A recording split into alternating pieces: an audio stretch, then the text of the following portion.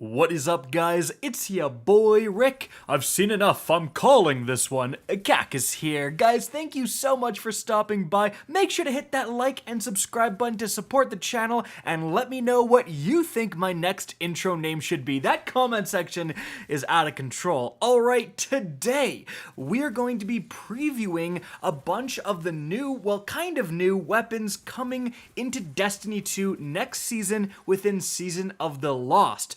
Bungie revealed in the latest TWAB that 6 of the Trials of the 9 weapons were returning. They were getting reissued next season as Prophecy Dungeon rewards.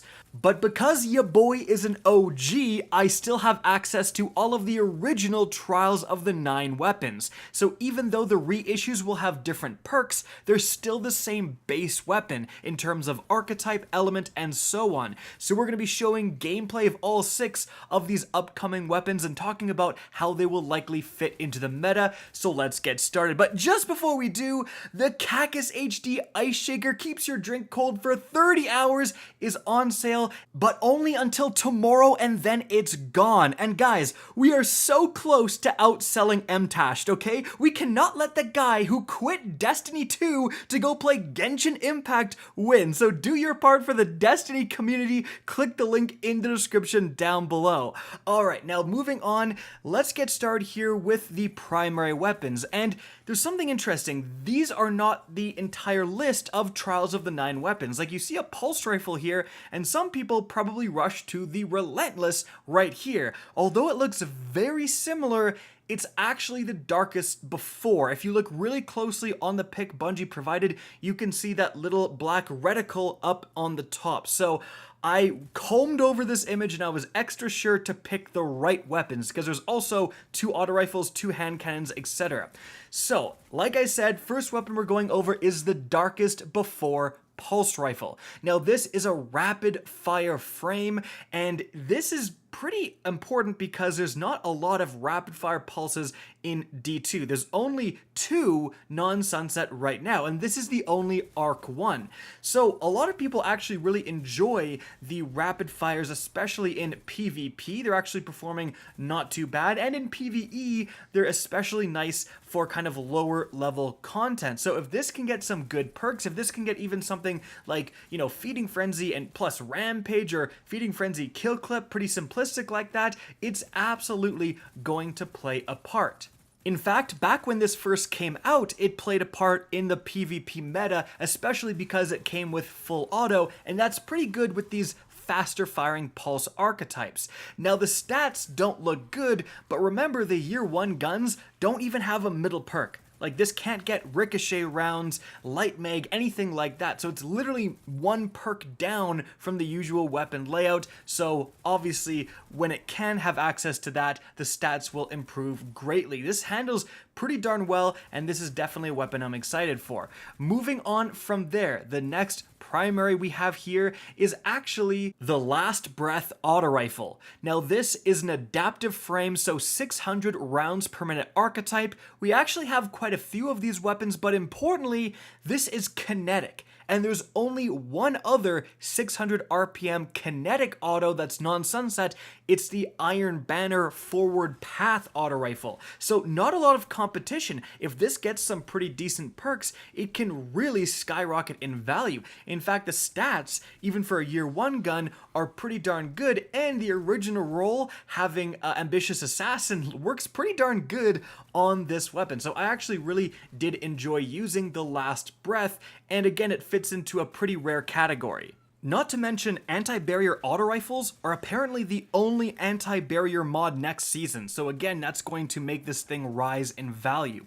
Moving on from there, however, we have the Judgement hand cannon. Now this is an adaptive frame, 140 rounds per minute archetype, and that's actually pretty important because 120 hand cannons used to be the meta. They were nerfed this season, and they're still pretty darn good, but we've actually seen 140s rise in value quite a bit for PvP. Stuff like the Palindrome, stuff like the Fatebringer are seeing more and more play because people are replacing their 120s with them.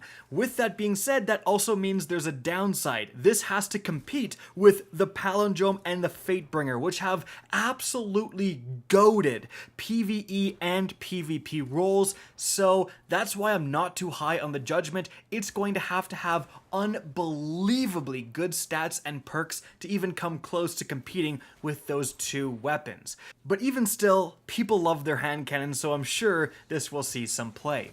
But moving on from there, the last primary we have here is a Swift Verdict Sidearm. Now this belongs to the Precision Frame, a 260 rounds per minute archetype, which is the highest damaging, slowest shooting archetype. And a really common example of another one of these is the Lonesome from the Gunsmith. That is also a precision frame sidearm. So some people definitely do like these, especially with the changes to primaries next season where they have literally infinite ammo. Certainly utilizing, a sidearm in PvP became a little bit more relevant. They don't have the biggest ammo storages, and I know from people who like using sidearms in PvP, running out of ammo is a legitimate concern sometimes if you go on a big streak, so that's going to help the Swift Verdict. But overall, sidearms in general, and especially this archetype, aren't necessarily seeing the most play, so unless this has pretty cracked perks, I predict it to be pretty average. But moving on from there, we have the two special weapons also being added. Firstly, we have the Long Walk Sniper Rifle. So this is an aggressive frame, so 72 rounds per minute archetype, highest damaging, slowest shooting, and guys, there is a lot of great snipers that belong to this archetype. Stuff like the Frozen Orbit. In fact, this is also Void, so it will be competing directly with the Frozen Orbit. But with that being said, I mean, you can potentially target farm the Long Walk by just doing the Prophecy Dungeon over and over again.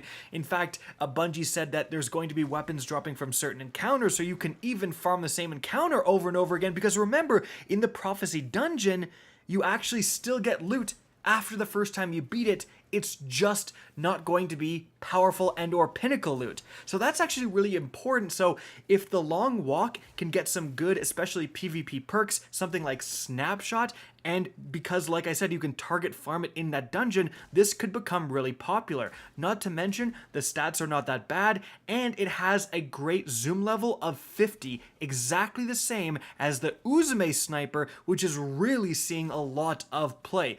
Called it, by the way. I was like one of the first people to say this thing has amazing stats, but that's beside the point. The Long Walk, seriously, if it has some good PvP perks, it really has potential to shine.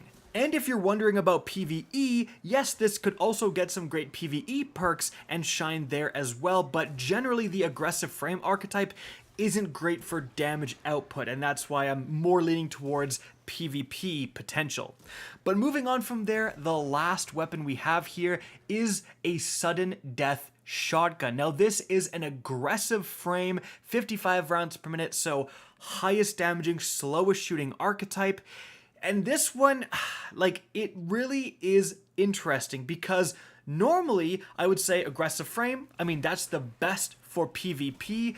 At least it was until shotguns got some pretty heavy nerfs. We're seeing aggressive frame shotguns kind of slowly decline in terms of usage in PvP, but still, they're no joke. Some guy with a Fellwinter's Lie or an Astral Horizon can absolutely do some work in the Crucible.